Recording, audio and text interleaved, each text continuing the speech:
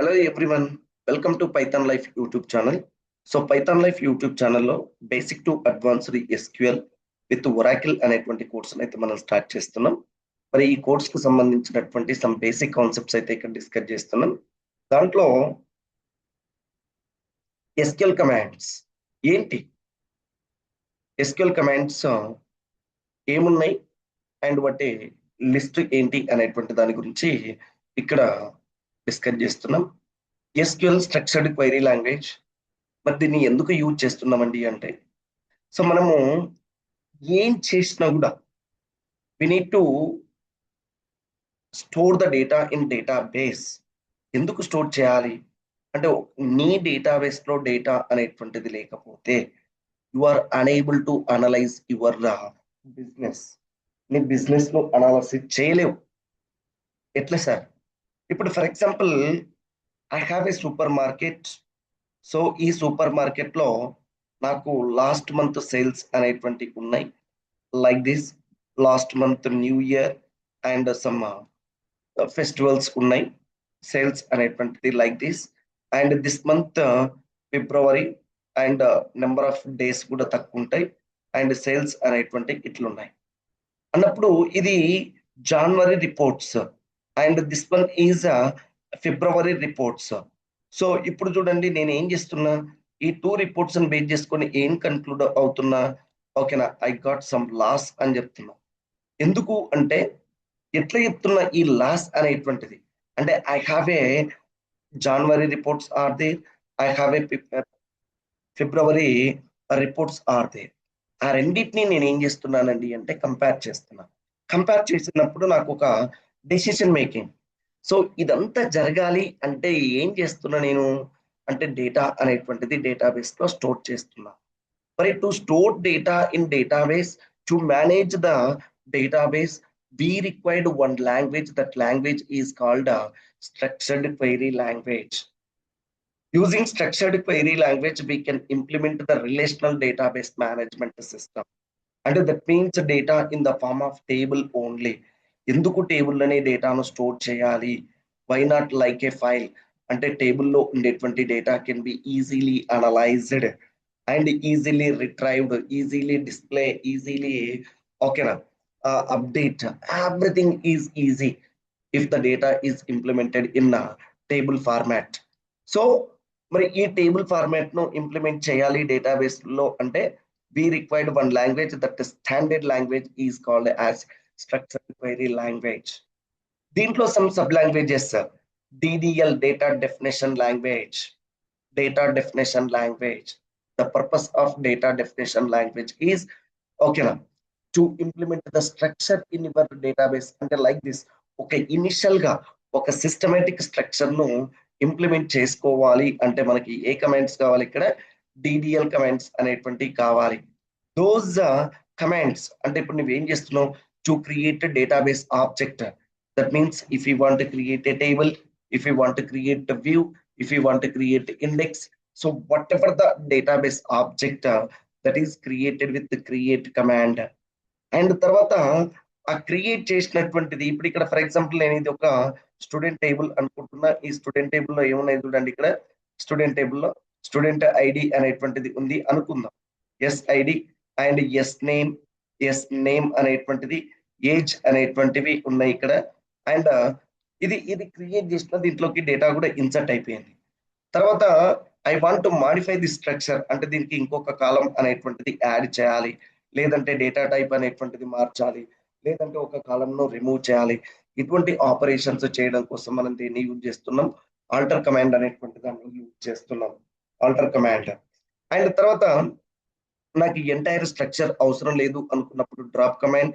And దీంట్లో ఇక్కడ ఉండేటువంటి డేటాను without condition, if you want to remove, truncate command. And if you want to rename the table, if you want to rename the column name, so rename అనేటువంటి command ని use చేస్తున్నాం.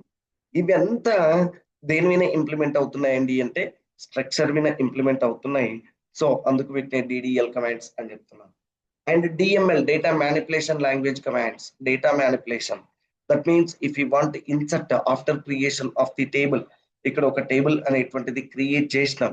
చేసిన తర్వాత if you want insert data into this table, అంటే ఇప్పుడు ఇక్కడ SID అనుకుంటే SID student ID అనుకుంటే, అండ్ ఇది స్టూడెంట్ నేమ్ ఎస్ నేమ్ అనుకుంటే, సో ఇక్కడ 101 అంటే ఏదైనా నేమ్ ఏదైనా వాల్యూ అండ్ ఇన్సర్ట్ చేయాలి అనుకున్నప్పుడు ఇక్కడ ఇన్సర్ట్ కమాండ్ ని యూజ్ చేస్తున్నాం.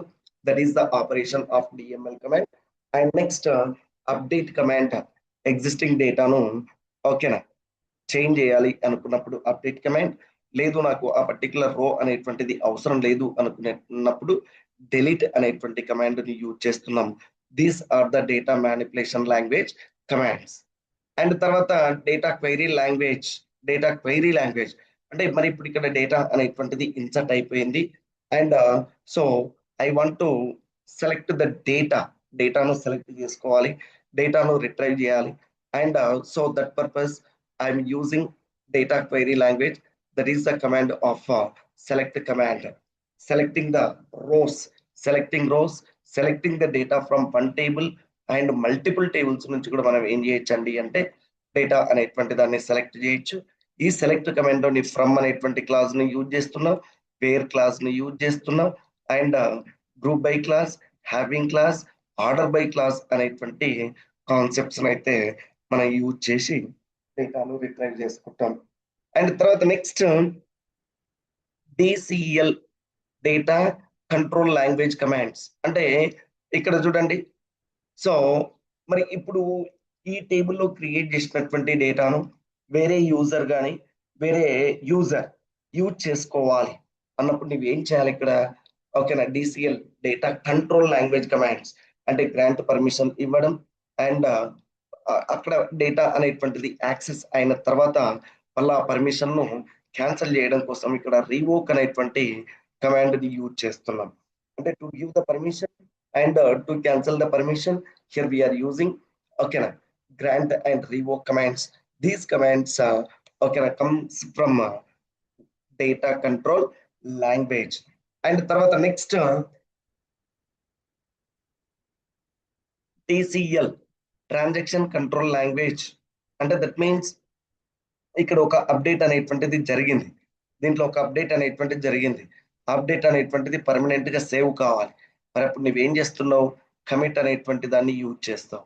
లేదు అన్ఎక్స్పెక్టెడ్ మాడిఫికేషన్స్ అంటే ఏదో ఒక రికార్డ్ అనేటువంటిది డిలీట్ అయిపోయింది, సో మళ్ళీ ఆ రికార్డ్ కావాలి అనుకున్నప్పుడు మనం ఏం చేస్తున్నాం ఇక్కడ రోల్ బ్యాక్ అనేటువంటి దాన్ని యూజ్ చేస్తున్నాం.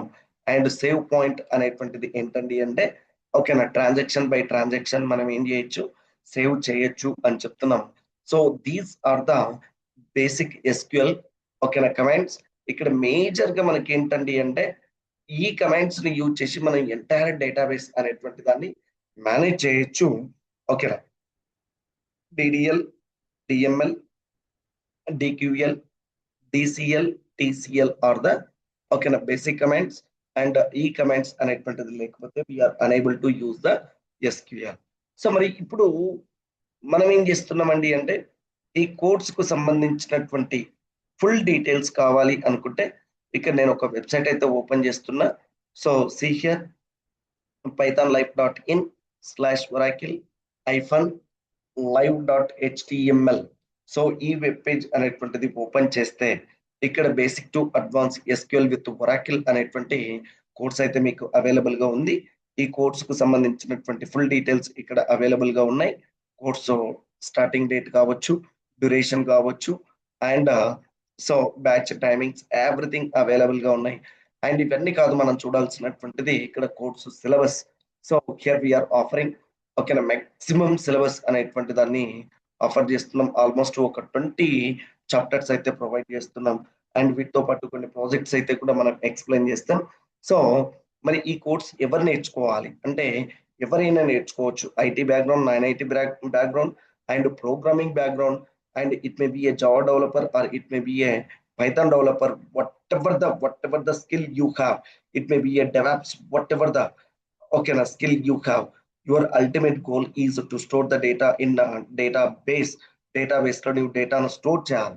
మరి డేటాబేస్ లో డేటాను స్టోర్ చేయాలి అంటే what you want to know, so know about ఓకేనా SQL. So use this opportunity. Okay, I wish you all the best. Thank you.